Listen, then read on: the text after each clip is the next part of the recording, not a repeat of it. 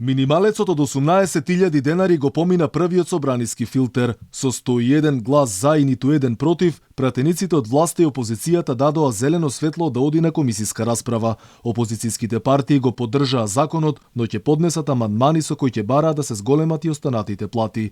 Лидерот на ВМРО-ДПМН Христијан Мицкоски очекува поднесениот амандман да биде прифатен. Рече владата да ги симне розовите очила и да не се фали дека течело мед и млеко зашто народот повеќе не верувал во тоа. Владата мора да има поголемо чувство за потребите на граѓаните. Треба да се симнат розовите очила и да престане да се фали со она во што никој не верува дека тука тече мед и млеко. Па дури дека гастербајтери ќе се враќале затоа што тука со минимална плата се живеело добро, како што велат од владата. Освен дека се во стаклено звоно, се гледа и дека се фрлени на гол популизам. Не се завршува работата со едноставно зголемување на минималната плата, туку со опсежно зголемување на платите кои мора да бидат усогласени со коефициентот на сложеност на работната сила.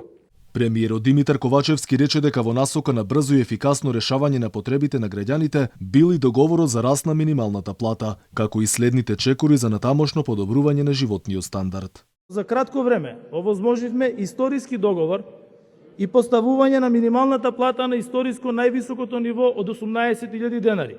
Уште поважно, минималната плата и понатаму ќе расте на одржлив начин. Тоа го постигнавме затоа што спроведовме отворен, рамноправен и јасен процес на разговори и со синдикатите и со работодавците.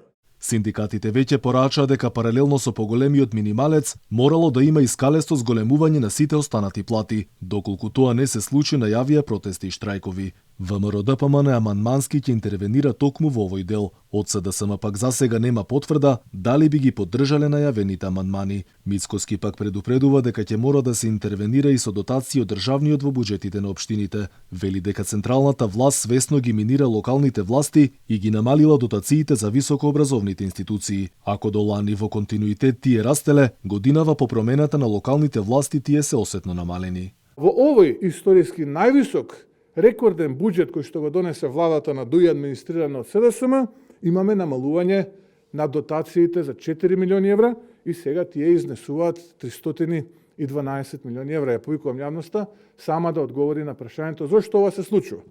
Но истовремено ја повикуваме владата на одговорност, бидејќи граѓаните не се виновни затоа што тие се неспособни, затоа што се криминални, затоа што наместо да работеа нивните градоначалници се занимаваа со местење тендери, со крадење на граѓаните и со неработа и нереализирање на тоа што го ветиле.